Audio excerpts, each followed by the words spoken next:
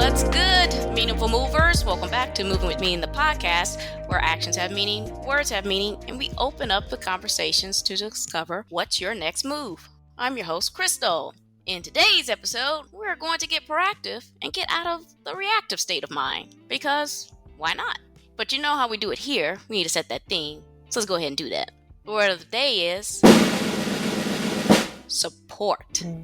Isn't it amazing how independent we feel we are? So much so that we inadvertently set the expectation that even in our most vulnerable moments, those around us don't even feel compelled to deliver the much needed reinforcement.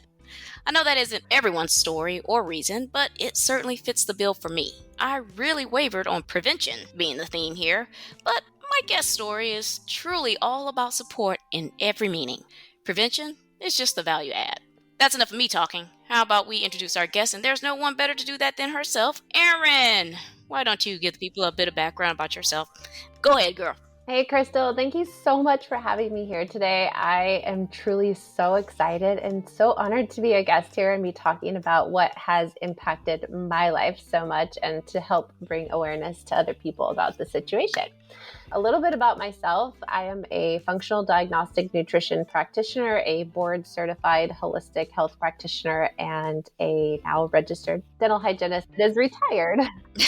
I help women through their journey pre and post explant to overcome symptoms of, fatigue, inflammation, joint pain, the 70-something symptoms that come along with breast implant illness. I think before we go into everything about why I'm here, I think it's really important to start with my journey and explain why I even got breast implants in the first place and how I ended up where I am. Yeah, let's hear it. So it was 2009 when I really started looking into breast implants. I was super insecure with my chest. I had just come away from breastfeeding my first child, and my boobs were just no longer what they once were. My whole life up until that point, I had perky full breasts and never even once considered implants. Anyone who's ever breastfed a child knows through that journey that boobs become deflated balloons when you're done, right? I've seen it. I didn't breastfeed, but I've seen other women who have. Yeah, they are. It's like they flatten. It's almost like whatever milk you were just given is gone, Yeah. And girl, when you bend over, they look like hanging bananas there, So I was also really into fitness at that point and had lost more weight than what I had put on during pregnancy. So I'm sure that didn't help contribute to the massive loss of volume in my chest. It just seemed like everywhere I looked, whether it be to my friends that I was hanging out with or fitness influencers that I looked up to at that point, everybody had perfect looking boobs that filled out their clothes so nicely, except for myself. I was also dating someone who was definitely a boob man, and it only dragged that insecurity into the bedroom too, which made it even worse, right? So yeah. Yep. It actually wasn't until early 2016, though, that I went under the knife and got implants. And admittedly, I hated them when I first unwrapped them. It was like immediate buyer's remorse, Oh, man. My body actually felt the same way, too, because it was a shocking 3-ish months before things just weren't the same. It started with slow weight gain and just looking and feeling puffy all the time, then exhaustive fatigue, thinning hair, Now, mind you, at this point, I had zero idea that it was my implants contributing to any of this. I just knew that I was feeling off. Well, quick question, maybe two. Well, how long is the healing or recovery period after you do this? After you get the implants in? Yes. It's not that long, actually. I mean, I'd say about a couple weeks. Some people feel amazing right away. The surgeon gives special instruction. They don't want you doing certain things for a couple of weeks to make sure that there's no tears or anything like that. I'd say for me, it was about 2 weeks. Oh, okay. So from the 2 weeks, you're like, okay, I done got fixed up. So you started feeling the buyer's remorse after that, like right after the 2 Oh my weeks? gosh, like immediately. So the implants that I got, they're actually recalled now, but they were Mhm. textured. And my surgeon just didn't explain to me that textured sits right where you put them. They're not Okay. really like free moving in the breast cavity. So when I opened them up, they were sitting high up on my chest, and it was Yeah. like the rest of my boob was hanging out like down beneath the implant. Oh, man. Yeah, Yeah. and they settled, after time. Like Okay. they definitely don't look the same 2 years after I got them in, versus the second day. But it was scary. It was scary to look at.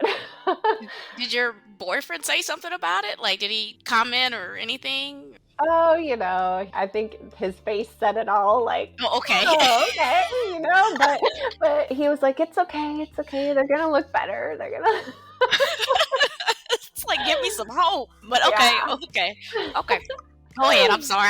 It was just in my mind. I was like, let me ask this before we No, move on. totally Okay. okay. So back to what I was saying. I went to my doctor so many times. I even went to functional medicine doctors. I had tons of blood work done over the course of a few months. I think my doctors were really annoyed with me at that point because everything would always come back perfect. Mm. They would be like, oh, you need to make sure that you find a man that's going to live till he's 100 because your blood work's so perfect, and not once did either one of the doctors that I was going to mention anything about breast implants or correlation to symptoms, anything like that. Finally, my naturopathic doctor suggested, hey, your thyroid's looking a little sluggish on the most current blood work. It's not in optimal ranges for functional standards. So here's some medication. Take the medication. And I didn't know anything at that point. I was desperate. I was like, I just want to feel better. If she says that it's not optimal, I'm going to take it, In hindsight, I really feel like it was just to shut me up for a while because there was nothing else to blame my symptoms on. And the thyroid medication really didn't do much. So I stayed on my quest to try to figure out what was wrong with me. And somehow I stumbled across a BII group, which is Breast Implant Illness group. I just remember spending hours in there reading other women's stories, and it was like zoom, zoom, zoom, all the dots connected for me, I knew that it was definitely my implants at that point in time that had caused all these things to happen. The timelines just matched up perfectly for me. And that doesn't happen for everybody. A lot of women that experience breast implant illness, their symptoms stack on gradually. And it's so easy to blame these symptoms on life or aging or hormones as women, changing. Yeah, that's true. But for me, it was more of like an immediate connection. I started searching immediately for an explant surgeon. I found that they did not take insurance coverage for removal. It was about double the cost to take them out than it was to put them in. So, But this was like not okay. I've heard of insurance not covering things when it's like, for example, the implant part because it's not impeding your health. This was impeding your health, and that's when the insurance should cover it. Did you need a doctor, or even the doctors who said like, okay, we're going to take it out because they couldn't correlate whatever your symptoms were to your breast implants? yeah, so the reason why they don't cover is because there's no like official medical diagnosis for breast implant illness at this point. There's still not. There are women that have been successful in the most recent years with getting their insurance to coverage, but that's only because they can prove that there's some physical pain that's actually disrupting like their job or, their range of motion or something like that. It's not the normal for it to be covered. There's a lot of women, that are out there that are still struggling and feel hopeless because they're like, I just don't have $12,000 to $18,000 to get these things out, Yeah, that's a lot of money. It is. I mean, it's a car. Like you gotta, yeah. And the sad thing is like you just have to get resourceful at that point, like sell off everything that you have or go do side jobs or whatever it takes. There's really no answer to getting money fast to get them out, Yeah. So, oh my gosh. So what did you do? I saved I knew that that's what I really wanted. I started trimming the fat on, stopped going to Starbucks and stopped buying the unnecessary things. I ended up ultimately taking out a medical loan for the extra amount. Okay, For me, good. it was that important. Like, I felt that horrible. I really thought that getting my explant was like the holy grail. Yes, this is going to be the answer that solves everything for me. I'm going to feel amazing again as soon as I get them out. So I ended up explanting in December of 2018. So it's only about 2.5 years, a little over 2.5 years that I had them in. It was a super bumpy road for me. I had a new autoimmune disease that surfaced at the time of surgery, which almost took my life twice. But I made it through that and was so hopeful to recover symptom-free now that the implants were finally out. Unfortunately, though, that wasn't the case. I felt better from some of the original 20-something symptoms that I started with, but I still wasn't feeling back to my pre-implant self. I was so disappointed and stressed about it and actually became kind of depressed, right? I went to one of the top surgeons. I paid top dollar. I had a full en bloc surgery, which is taking the implant out with the capsule around it. And I was just expecting to feel like all these testimonials that I saw on Facebook groups of these women raving about how explant was the cure-all, Yeah. I spent 2 years after that, hopping from specialists to different functional medicine doctors and different providers. I spent thousands of dollars on supplements and services and never found a sustainable, total complete wellness like I had pre-implant. Okay. So if we had the timeline, you got your implants, and then from that, it was 2 years to save up money just to get them out. And then 2 years following that of just trying to recover from the explant. Is that right? Yeah. Because it was in 2020 that I decided to go back to school for functional health. So that frustration and the lack of support and care that I got, or didn't get, I should say, is what pushed me to go back to school, because I just figured, if no one else can help me, I'm going to help heal myself. And, that's what I did. I really didn't plan to make such a life-changing pivot in careers when I first went back to school. I was a dental hygienist. I had a good career, a good job. I spent lots of money and time and education, on that career. But the impact that the healing had on my life was so amazing that I just couldn't not do this. I couldn't wait to get out into the world and help support other women that were walking in the same shoes that I did. Very admirable of you to do that. What exactly is functional medicine? Functional medicine is alternative medicine, rather than conventional medicine that you would get from your PCP or family doctor. We go for the root cause. So we're not trying to just manage disease or treat the symptoms. We're looking for the root cause and the why to try to solve that. So that way, you don't have to be on medications. You don't have to face a diagnosable disease. It's more to improve the quality of life than it is to manage existing disease. Yeah. Okay. I like this. I like that. I didn't even know there it was a degree to do that. At least when I was looking at it, which was early, like 2004, we hadn't even hit 2010 when I was looking at alternative medicine things to treat just I was getting chronic headaches or something like that. I just was feeling terrible. And you're right. You start finding out that there's all these different types of doctors out there, and you have to really go and search for them to find this stuff. So it's great to have you on here and just bring awareness just to this field of study. It's a certification. I'll correct you. I'm not a doctor, and there are functional medicine doctors out there. Okay. But I have a certification, and I will say, and I'll get into it later on when we talk about what I do, but there is a difference between, what I do versus a traditional functional medicine doctor. And both are great.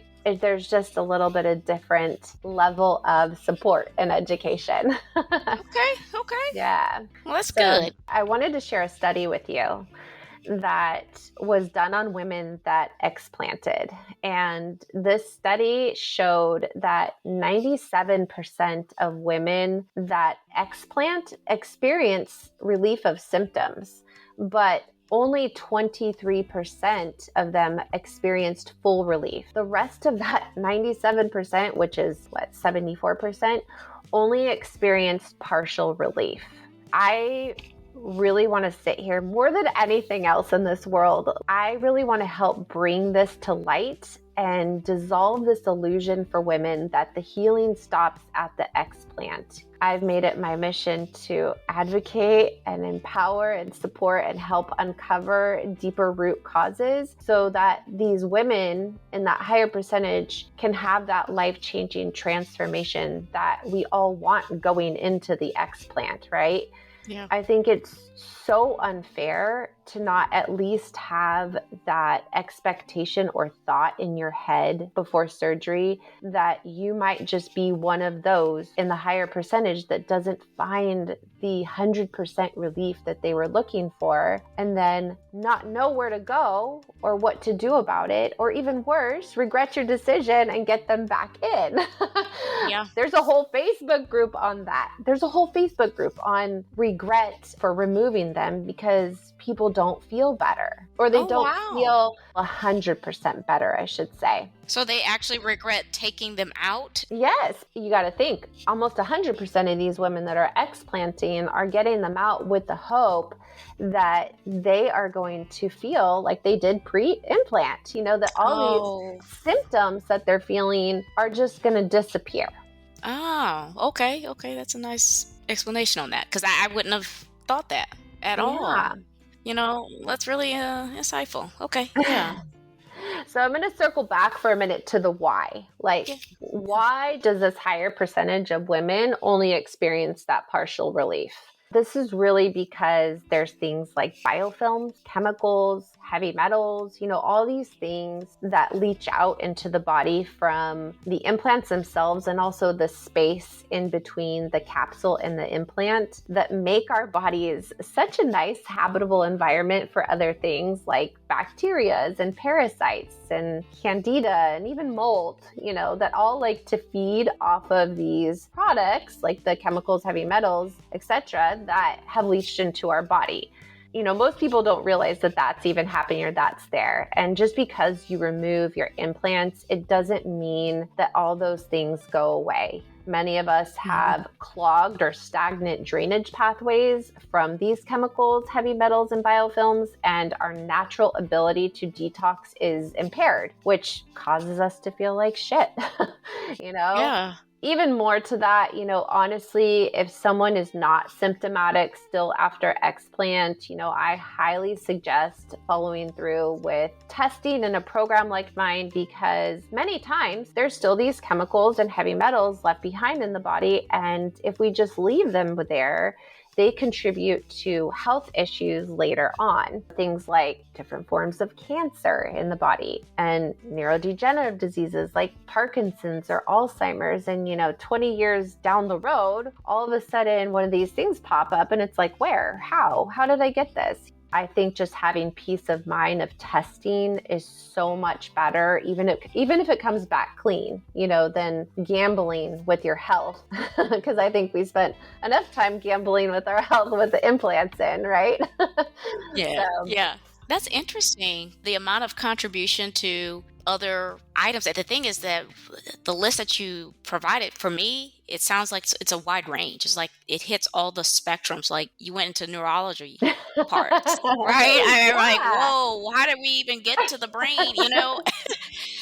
So that's interesting. And you're right. Just it's good that you provide a way to test for these types of bacteria or whatever types of chemicals that are at least remain in the body. Is that also what you do too? To just Yeah, make sure that the yeah. body is also cleansed of that? Yeah, so that was my next thing I was talk about was Oh, what's the solution to all this, right? okay. Go um, ahead, girl. Go ahead. so first of all, I have a free download on my website for your listeners that they could start with, and it's a guide on 3 ways to reverse chronic symptoms from BII. It also has a bonus BII risk assessment attached to it, which if you're someone who hasn't even thought about this, about having breast implant illness, if you have had an explant and you're still experiencing symptoms, that risk assessment would be for you. Ultimately, if someone really wants to feel their best, they need to work with an expert, someone who knows and is versed in breast implant illness. And I say that because, unless someone has gone through it themselves, they can't really understand what it's like to be in your shoes. Another thing is to really take that root cause approach and invest in testing, because if you're not testing, you're just guessing, which ends up costing more time and heartache in the long run, because you're probably not going to get to where you want to be. When someone works with me, they can either choose one-to-one services or group program options. They both deliver amazing transformations, but are completely different models. So it really just depends on the individual and what they're looking for in terms of support level. But the approach that I take in both options is holistic, and it encompasses the functional lab testing, nutrition, evaluation of hormones, the immune system, digestive system, detoxification systems. And then based on those findings, I'm able to customize a healing protocol for the client. Yeah, the goal is really just to restore function and balance within our key body systems without using medication and get to total wellness. And that's really good. That's good because you offer people an outlet. So let me ask you about this, because you mentioned this lack of support in your early stages. So what does support look like for Erin in her world and joining her group or one-on-one?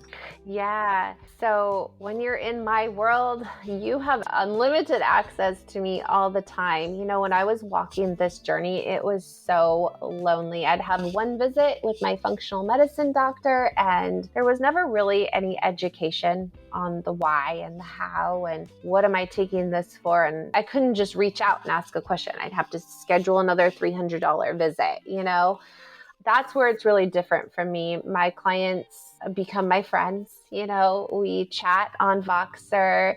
It's not only support through your protocol and explanation education, but emotional support. Like this, nobody talks about the mental health effect and the emotional effect that walking this journey takes you through. Like you literally feel crazy sometimes. And it's hard to talk to your husband or your best friend who hasn't gone through it and have them really be your support and understand. Yeah. I think it's also really helpful when people are going through these protocols are hard. I'm not going to lie.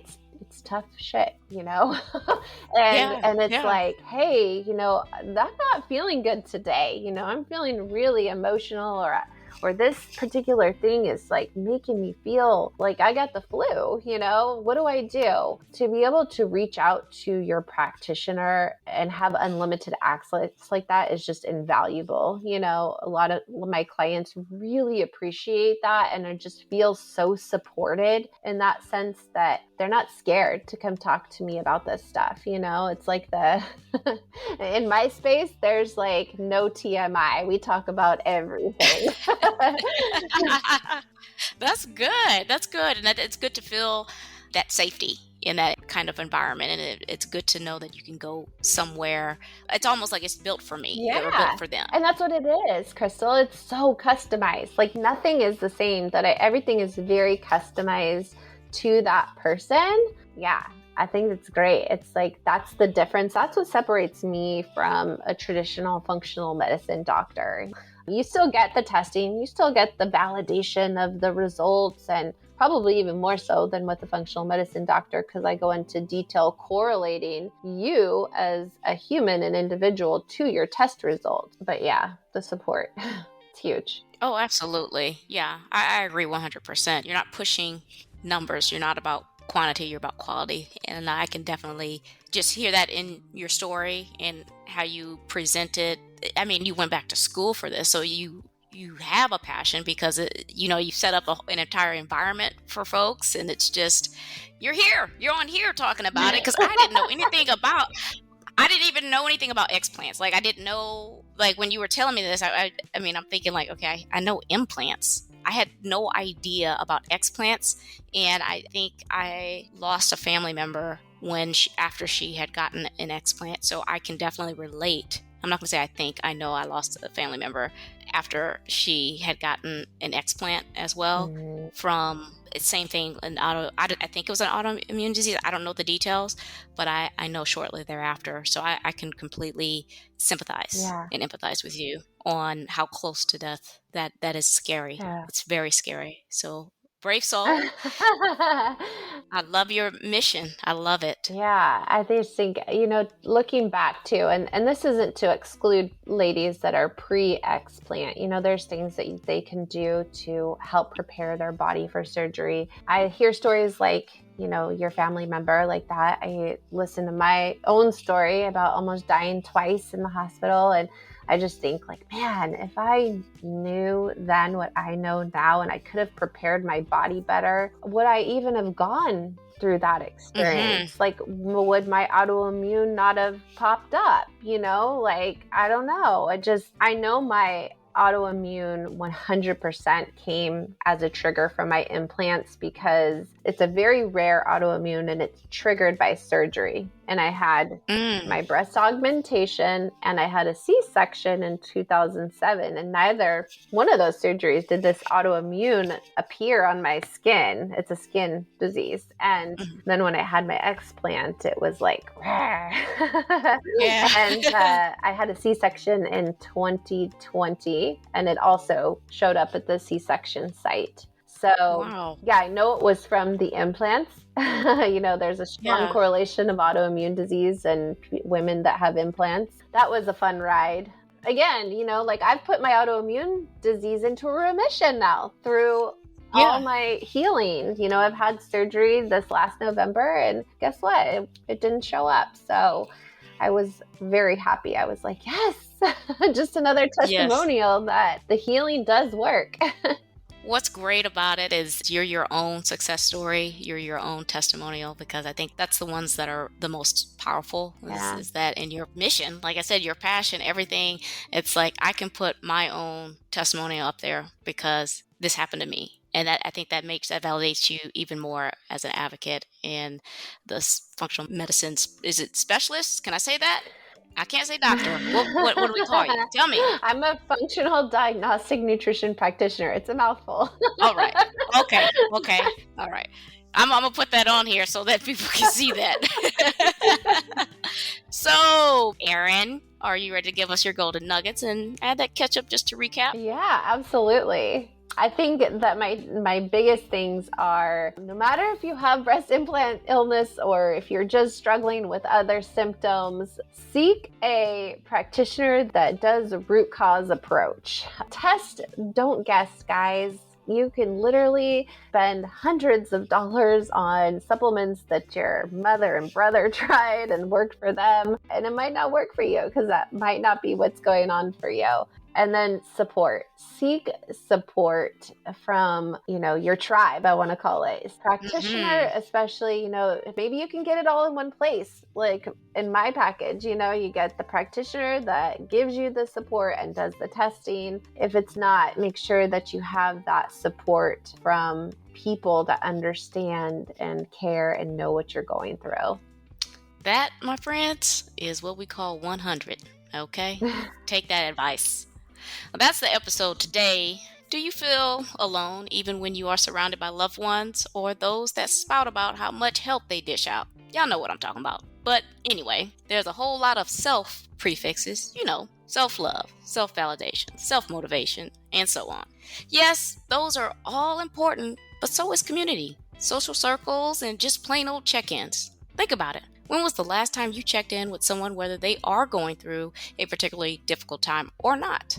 And on that note, I need to take my own advice.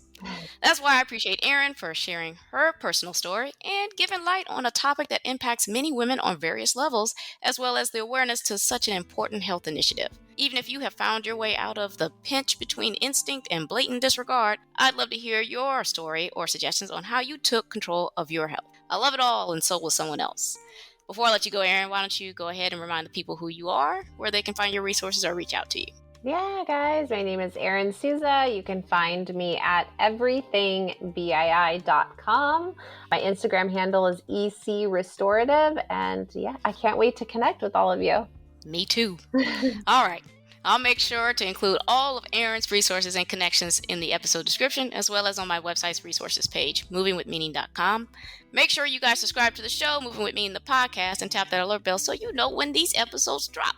I am on Apple Podcasts, Amazon Music, Spotify, and YouTube Music. Please share, like, repost, and follow. Tag someone. We are creating a community. Quick housekeeping before you go. Follow me on Instagram at movingwithmeaning82.